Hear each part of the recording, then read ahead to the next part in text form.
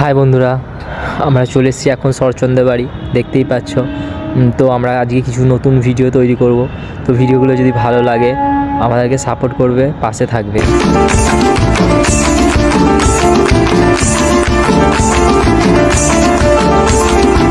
High বন্ধুরা, আমরা চলে এসেছি এখন শরৎচন্দ্রের বাড়ির ওপরে। ঠিক আছে, ওপরে কিছু জিনিস তোমাদেরকে দেখাবো।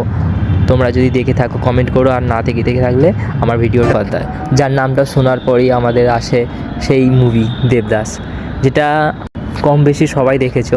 তো আমরা তাকে এখনও মনে রেখেছি আর মনে রাখবো সারা জীবন।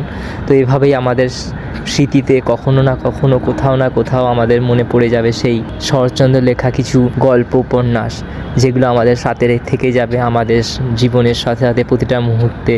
কিছু সময়ের জন্য হয়তো আমরা মনে করে যাই সেই সময়গুলোকে, সেই গল্পগুলোকে। তো সেই শরৎচন্দ্রের বাড়ি আমরা ঘুরে তোমাদেরকে কিছু ভিডিওর করে দেখিয়েছি। তো ভিডিওগুলো যদি ভালো লাগে আমাদের পাশে থেকো। তোমরা এখানে ফিস্টও করতে আসতে পারো, দেখতে পারো সামনে স্টিল স্পট আছে, পিছন দিকে নদী আছে, সব রকম মিলিয়ে একটা অসংখ্য সুন্দর একটা মুহূর্ত তোমরা এখানে কাটাতে পারো। নিয়ে যায় আগুনেরও মোহনায়।